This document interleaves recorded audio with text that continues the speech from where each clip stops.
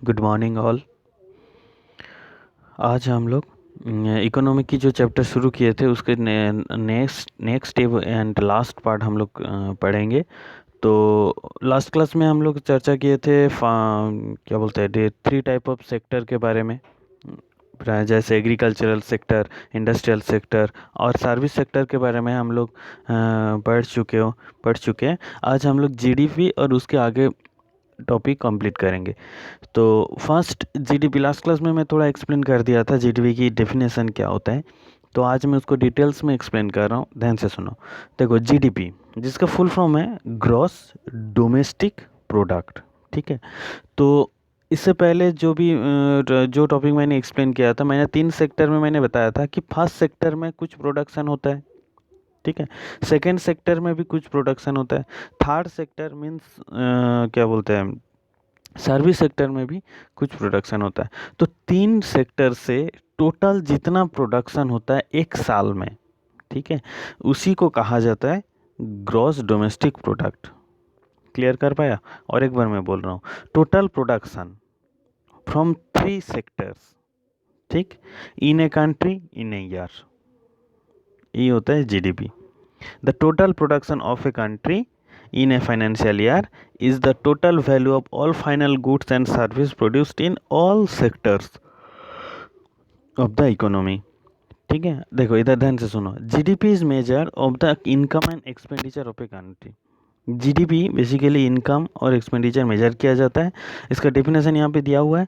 GDP is the total market value of all final goods and service produced with in a country in A given period of time. ठीक है, यहाँ पे एक period of time दिया हुआ है, but यहाँ पे एक इकोनॉमिक ईयर भी लिख सकते हैं। ठीक, देखो जीडीपी याद रखने के लिए 3 चीज़ हम लोग को याद रखना है। क्या? Total production from 3 sector in a country in a year. 3 sector से एक कंट्री में जितना प्रोडक्शन होता है एक साल में, उसी को कहा जाता है ग्रॉस डोमेस्टिक प्रोडक्ट। ठीक है, और ग्रॉस डोमेस्टिक प्रोडक्ट कैलकुलेशन हमेशा फाइनल गुड्स एंड सर्विस के ऊपर ही होता है।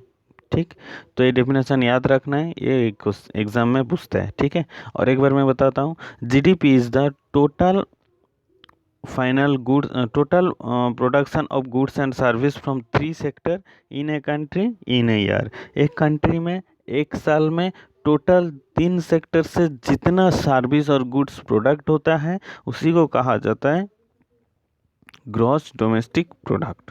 ओके, नेक्स्ट नेक्स्ट है अनपेड वर्क। अच्छा, हम लोग यहाँ पे 3 टाइप ऑफ वर्क है: paid work, unpaid work, non work activity. Paid work, unpaid work, non work. ठीक है, अच्छा फर्स्ट पेड वर्क हम लोग एक्सप्लेन करते हैं। अच्छा, पेड वर्क किसको कहेंगे? किसी भी वर्क के लिए जो पेमेंट होता है उसी को ही पेड वर्क कहेंगे। ठीक है, जैसे हम लोग मार्केट से कुछ खरीद रहे हैं तो उसके लिए पेड वर्क, हम लोग पेड करके ही, पेमेंट करके ही हम लोग खरीद रहे हैं। नेक्स्ट, कोई भी हमारे घर में काम करने के लिए आ रहे हैं, दैट इज पेड वर्क। ठीक है, जिस वर्क में पेमेंट बनता है उसी को कहते हैं पेड वर्क, या जिस वर्क के साथ मनी जुड़ा हुआ है उसी को कहा जाता है पेड वर्क। ठीक है, non work, sorry, unpaid work, यहाँ पे कुछ फोटो दिया हुआ है, देखो। मैक्सिमम घर में जो वुमेन्स जो काम करते हैं, ठीक है, काम करती है, क्या करते हैं, देखो, खाना बनाते हैं, ठीक है, क्लीनिंग करते हैं, क्या बोलते हैं, उसके बाद ओल्ड एंड चाइल्ड पीपल की केयर करते हैं। ठीक, ये सब जो करते हैं इसके लिए कोई पेमेंट प्रोवाइड करते हैं क्या?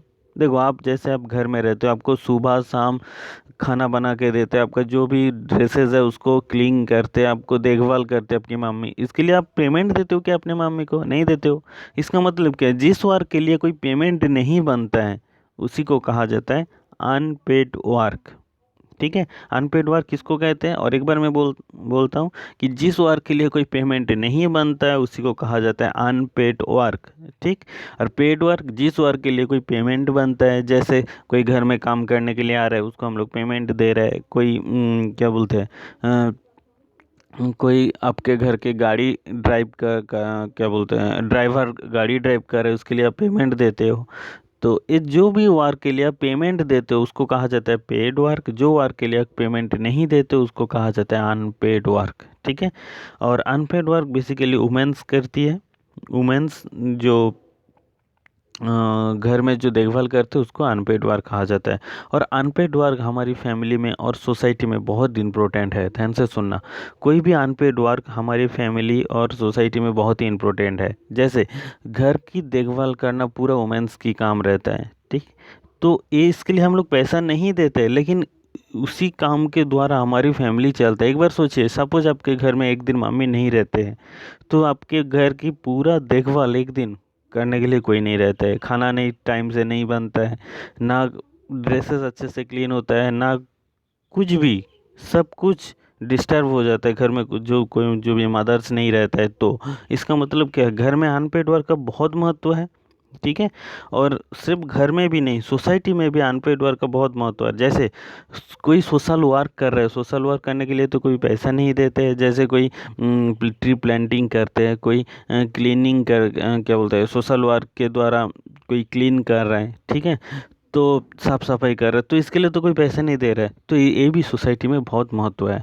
तो अनपेड वर्क का सोसाइटी में या फैमिली में बहुत ज़्यादा इम्पोर्टेंट है, ठीक। नेक्स्ट है नॉन वर्क एक्टिविटी। देखो, आप घर में कभी कभी टीवी देखते हो बैठ के, ये कोई वर्क के अंतर्गत आते हैं। अब जस्ट अपने को रिलैक्स फीलिंग करने के लिए, अपने आप को रेस्ट देने के लिए ये टीवी देख रहे हो। कोई सो रहा है, ठीक है, ये कोई वार्क के अंतर्गत आता है? ये वार्क नहीं होता है। कोई चैटिंग कर रहा है मोबाइल पे, ये कोई वार्क के अंतर्गत आता है? वार्क नहीं होता है। तो ये सब जो वार्क है, वॉचिंग टीवी, स्लीपिंग, चैटिंग, ये जो वार्क आता है, ये कोई वार्क के अंतर्गत नहीं आता है। ये जस्ट अपने आप को रिलैक्स देने के लिए, अपने आप को रेस्ट देने के लिए ये सब वार्क किया जाता है। तो ये सबको कहा जाता है नॉन वार्क एक्टिविटी, ठीक है। तो हम लोग 3 टाइप ऑफ वर्क हम लोग पढ़े हैं। Paid work, unpaid work, non work, ठीक है। पेड वर्क मतलब जिससे पेमेंट बनता है, अनपेड वर्क मतलब जिससे पेमेंट नहीं बनता है, नॉन वर्क का मतलब जिससे कोई वर्क के अंतर्गत नहीं आता है। अपने आप को रिलैक्स देने के लिए जो वर्क करते हैं उसको नॉन वर्क एक्टिविटी कहा जाता है, ठीक है। और अनपेड वर्क का सोसाइटी में और फैमिली में बहुत महत्व है, क्योंकि अनपेड वर्क के ऊपर बेस करके हमारी सोसाइटी और फैमिली में बहुत क्या बोलते हैं, बहुत ज़रूरी होता है अनपेड वर्क, क्योंकि हमारी फैमिली जो पूरा अनपेड वर्क के द्वारा ही चलते हैं। अब जितना भी घर में काम करने के लिए किसी भी पर्सन को बुला लो, बट घर में मम्मी की जो वर्क रहता है, मम्मी की जो देखभाल रहता है वो अलग रहता है, ठीक है। इसीलिए हम अनपेड वर्क हमारी फैमिली और सोसाइटी में बहुत इम्पोर्टेंट है, ओके। देखो, इसके बाद एक्सरसाइज क्वेश्चन है। Exercise question, short question. अब choose the correct option fill ये आप लोग करोगे, ठीक है, जो मैंने समझाया उससे आप लोग करोगे।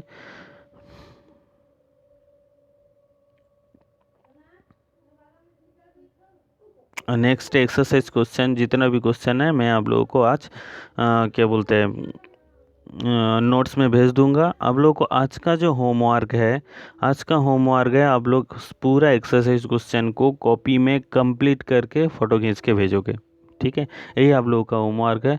आप लोग अपना होमवर्क पूरा कंप्लीट करके भेजेंगे, ठीक है।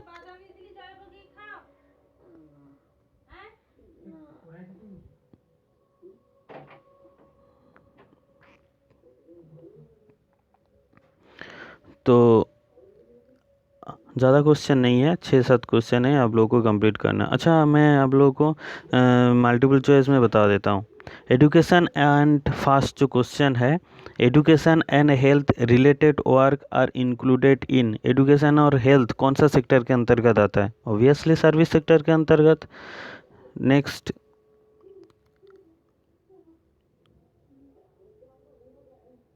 Next, unpaid work is mostly the done by. Unpaid work mostly कौन करते हैं? वुमेन्स ही करते हैं, ठीक है।